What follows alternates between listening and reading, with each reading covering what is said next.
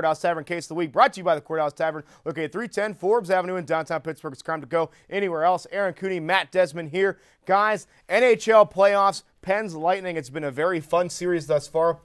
Getting close. Pens are leading 3-2 here at this point as we stand. Who's going to win the series, Matt? I have the Penguins. You look at the Pittsburgh Penguins right now, and in Game 3, they're 9-1 throughout their playoff history. And I think this is a very important game, getting that first victory on the road. That's going to set the tone for the rest of the series. Once they get a victory here, if they do hold on that lead tonight, I think they can transition into more wins later in the series. Aaron, Lightning have a chance? Yeah, Matt, I'm not so sure about the Penguins. They might get a Game 3, but his history doesn't really mean anything. Lightning going to bounce right back. You saw it in Game 2 in Pittsburgh. They were able to come back into Pittsburgh, tough crowd. You say that they were really thrown around in Game 1, but they came right back. And the thing that really bothers me, if you're a Penguins fan, is the way that some of these players in the Lightning were able to get under the skin of more of the Penguins' premier players, as you could say, and they really haven't performed it. And I tell you what, Matt, when your best performing line right now is your fourth line, Aaron Asham, 3 points, 2 goals, leads your team right now. You don't have Stahl, any of these guys performing the way they should be. I really don't see how they can match up with the star power of Tampa Bay Lightning right now. They're too good offensively.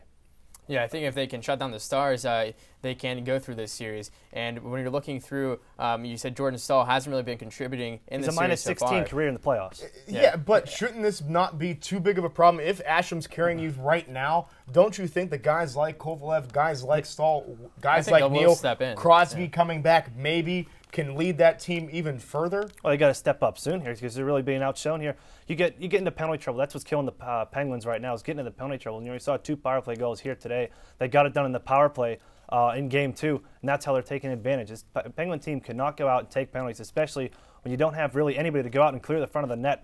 That's where they're having problems. The Cavier, Brian Malone, they're just making their home right there in front of Fleury.